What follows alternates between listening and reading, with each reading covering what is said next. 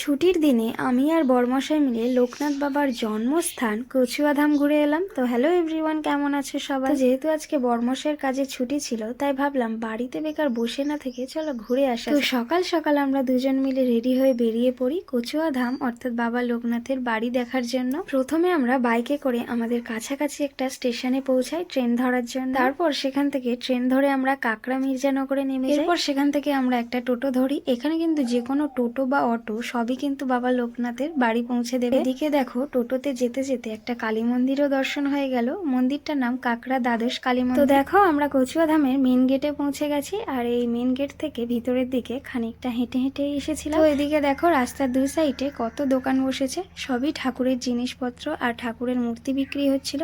তবে ভিতরের দিকেও সবই ঠাকুরের জিনিসপত্রেরই দোকান আছে। তো এদিকে দেখো, আমরা লোকনাথের বাড়ি অর্থাৎ কচুয়াধাম পৌঁছে গেলাম। তো এই গেটটা একটু দেরিতে খোলার কথা ছিল, তাই আমরা ভাবলাম ততক্ষণ আমরা আশেপাশের জায়গাটা একটু ভালো করে ঘুরে দেখি। আমরা একটু অনেক সকাল সকালই এসে পড়েছিলাম, তাই ভাবলাম চলো চারিদিকটা ঘুরে দেখা যাক। তো দেখো, এখানে বড় গ্রাউন্ডের মতো জায়গাটা, এখানে কিন্তু মেলা বসে শ্রাবণ মাসে বা অন্যান্য টাইমে। এখানে বাবার মাথায় সবাই জল ঢালতে আসে। চারিদিকটা কত সুন্দর, তাই না? আর এদিকে দেখো, আরও একটা বাবা লোকনাথের মন্দির। তো এই মন্দিরের পাশে গাড়ি পার্কিং করার জন্য জায়গা রাখা হয়েছে। তো এখানে কিন্তু যারাই আসে সবাই নিজের মনের ইচ্ছা নিয়ে আসে। তো দেখো, এখানে কত ঢিল বেঁধে রেখে গেছে নিজের মনস্কামনা নিয়ে। আর এটা হলো বাবা লোকনাথের। তো তোমরা তো দেখতেই পারছো যে এত কিছু ঘুরে দেখানোর জন্য ভিডিওটা অনেক লং হয়ে গেছে। তো আবার আসছি পরের ভিডিওতে লোকনাথ বাবার বাড়ির ভিতরটা দেখানোর জন্য, আর কি কি ঠাকুর আছে বা আমরা কি কি কিনলাম সেটা দেখাবো। তো টাটা।